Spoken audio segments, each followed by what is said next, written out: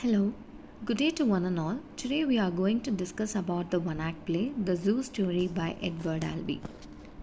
Edward Franklin Albee is an American playwright and theatre producer. Three of his plays won the Pulitzer Prize. His major works are The Zoo Story, Who's Afraid of Virginia Woolf, The Sandbox, A Delicate Balance, and Three Tall Women. He is a versatile writer and he adapted absurdist style to give real life description of his characters. Then we'll move on to character sketch. Peter and Jerry are the two main characters in this one act play. Peter is a successful publishing executive living on the Upper East Side of New York. He has a stable life with his wife, two daughters, and pets.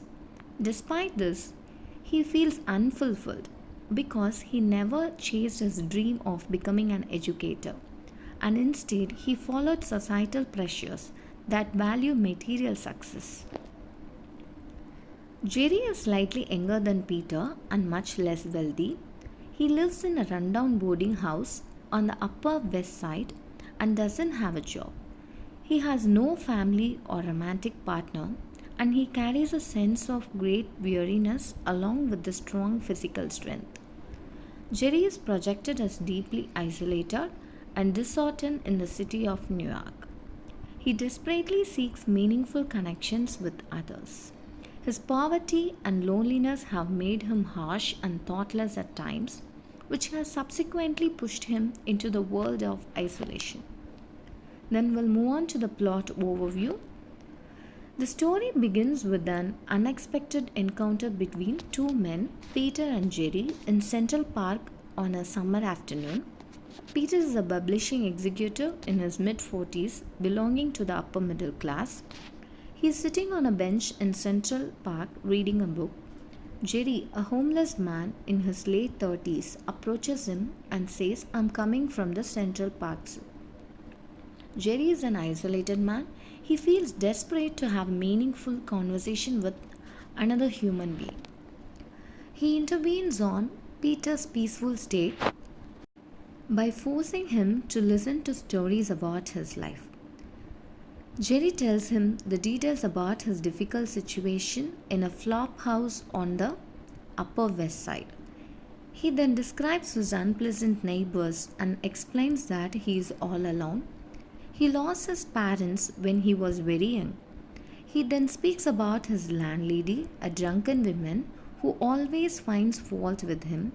To make her happy, he tried to befriend her dog when she got one, but the dog responded only by biting him.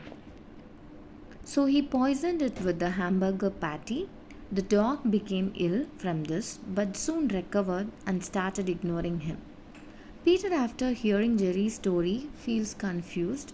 He is unable to empathize with Jerry's situation.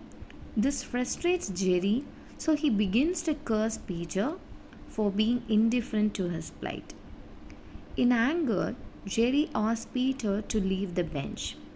He warns Peter that if he wants the bench back, he will have to fight for it like a man.